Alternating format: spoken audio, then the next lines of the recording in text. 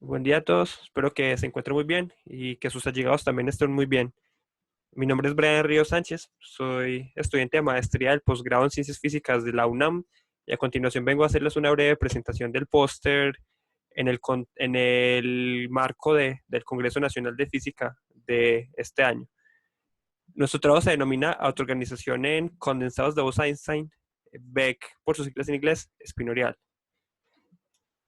En el contexto de sistemas de átomos ultrafríos confinados en cavidades, interactuando con modos del campo en la cavidad, se suele entender como la autoorganización, ah, ah, se suele referir a autoorganización como el proceso, como el fenómeno colectivo que se caracteriza por la emergencia espontánea de un patrón de interacción, de un patrón periódico y organizado en el perfil de densidad de un sistema atómico como consecuencia de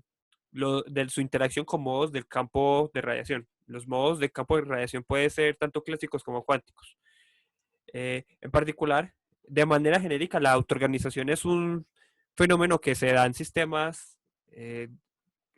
compuestos, en sistemas complejos, debido a mecanismos de retroalimentación positiva.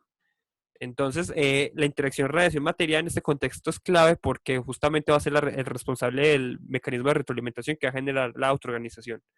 De manera más concreta, en nuestro trabajo nos concentramos en un condensado Bose-Einstein que es unidimensional y que está constituido por átomos con 3 grados internos de libertad, es decir, con 3 niveles que notamos como 0, 1 y 2. Estos átomos del condensado Bose-Einstein van a estar inmersos en una cavidad de modo viajero que tiene dos modos que son contrapropagantes. Un modo que denotamos como A más, que se propaga en dirección de X positivo según este sistema de referencia, y otro modo que denotamos como A menos, que se propaga en dirección contraria. Asimismo, también tenemos que en este sistema el condensado está bombeado de manera transversal por dos haces coherentes de frecuencias omega más, de energías omega más y omega menos. Entonces, la autoorganización se observa a partir de un umbral crítico en la intensidad de las de bombeo, de tal manera de que si estamos por debajo de este umbral, el estado del condensado, el estado estacionario del condensado es homogéneo en todas sus componentes y los modos de la cavidad no están excitados, tienen un número medio de fotones cero. Mientras que si estamos por encima del umbral crítico en la intensidad de los haces de bombeos, el condensado comienza a dispersar fotones hacia el interior de la cavidad. Esos fotones dispersados, al excitar el modo de la cavidad, generan un potencial óptico que localizan al estado condensado en un perfil periódico. Justamente el condensado se acopla a los mínimos o a los máximos de ese potencial. Y en esa configuración de mínimos y máximos, el condensado va a aumentar la dispersión de fotones y nuevamente se va a estabilizar el potencial óptico y se genera un mecanismo de retroalimentación positiva. Entonces acá indicamos brevemente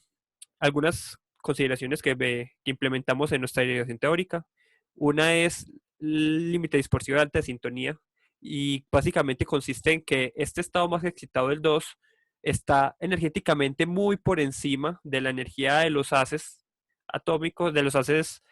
y también de la energía de los modos de la cavidad, de tal manera de que este estado va a tener una población muy baja que esencialmente va a ser cero, o sea, va a ser despreciable, perdón, en comparación de las poblaciones del estado base y el estado excitado. Entonces, este estado lo podemos, la comparación de este estado la podemos trazar, de tal manera que al final obtuvimos una descripción efectiva de un sistema de dos niveles, el 0 y el 1. Otra aproximación que tuvimos en cuenta fue la aproximación adiabática y es que los experimentos muestran que una vez se alcanza el umbral de autoorganización, los modos de la cavidad se poblan de manera muy rápida, en escalas de tiempo muy rápidas, comparadas con la escala de tiempo característica de los átomos en el condensado. De tal manera de que ese estado, al estacionario que alcanza rápido, podemos hacer esta aproximación que indicamos aquí respecto al valor esperado de los operadores del campo. Y finalmente, el régimen de acoplamiento fuerte, donde despreciamos las interacciones entre átomos de, por ejemplo, tipo onda S en comparación con la energía de interacción reacción-materia. Entonces, si realizamos la aproximación de campo medio, es decir, que asumimos que los estados, el estado base y el estado excitado del condensado están macroscópicamente ocupados, al igual que los modos de la cavidad están macroscópicamente ocupados, terminamos con este funcional de energía, donde el primer término es la energía, la contribución a la energía cinética asociada a la densidad en el estado base. Este término, la densidad, la contribución a la energía cinética asociada del condensado en el primer estado excitado. Tenemos un potencial óptico que interactúa solamente para el estado base, y tenemos ya los acoplamientos del estado base con el estado excitado, eh,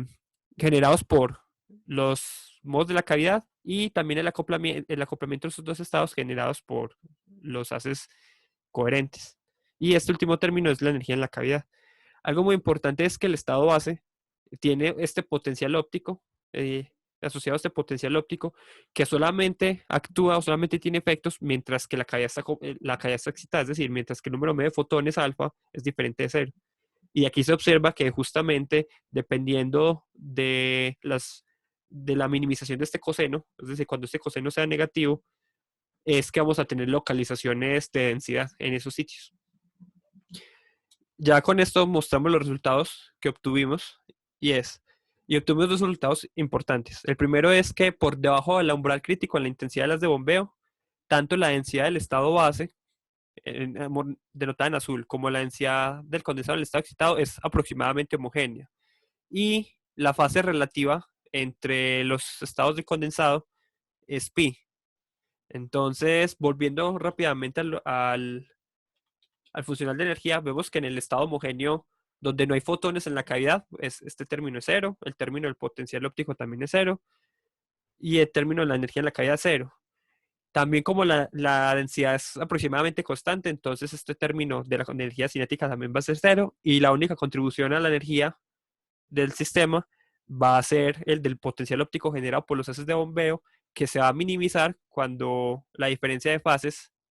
de las funciones de onda del condensado sea pi, de tal manera que este coseno sea -1, que fue el resultado que obtuvimos. Una vez pasado el umbral de ortoorganización, el umbral crítico, el potencial óptico generado por los fotones dispersados en los modos de la cavidad, pues se va a activar y va a generar el mecanismo de retroalimentación positiva que va a localizar el estado base del condensado. Va a generar este perfil de densidad periódico organizado, de ahí el nombre de autoorganización, y de manera importante, incluso aunque no hay un potencial óptico directo para el estado excitado, como se ve en el funcional de energía, igual también se excita y también se observa autoorganización en este componente. Debido a que este sistema es de dos niveles, se puede pensar como un sistema de pseudospin un medio, y en ese caso entonces podemos indagar acerca de cómo serían las configuraciones de pseudospin si pensamos que este sistema tiene grados de libertad magnéticos. Entonces podemos hacer esta construcción de operadores de spin un medio, Cx, Sy y Sz, y calcular los valores esperados para ver si podemos distinguir entre el estado normal y el estado autoorganizado alguna configuración de pseudospines que me distinga un estado del otro, o me distinga la transición del estado autoorganizado. Obtuvimos que en el estado normal, las configuraciones de spin solamente tienen una componente que es NSX, y esa componente está maximizada, lo que significa que en el estado homogéneo, si pensáramos en configuraciones de spins, el sistema sería paramagnético, o sea, tendría ordenamiento paramagnético, entre comillas. Mientras que en el estado autoorganizado observamos que se generan dos redes, una donde tenemos componentes de spin negativo en unos sitios, que son estos sitios de aquí, mientras que tenemos componentes de spin positivo en los sitios aledaños. De tal manera de que, pensando en analogías de ordenamiento magnético, esta configuración correspondería a un sistema parcialmente antiferromagnético. Y decimos que es parcialmente antiferromagnético debido a que los spines en esta subred, en dirección negativa, están mucho menos poblados que los spines en dirección positiva. Sin embargo, tiene ese ordenamiento.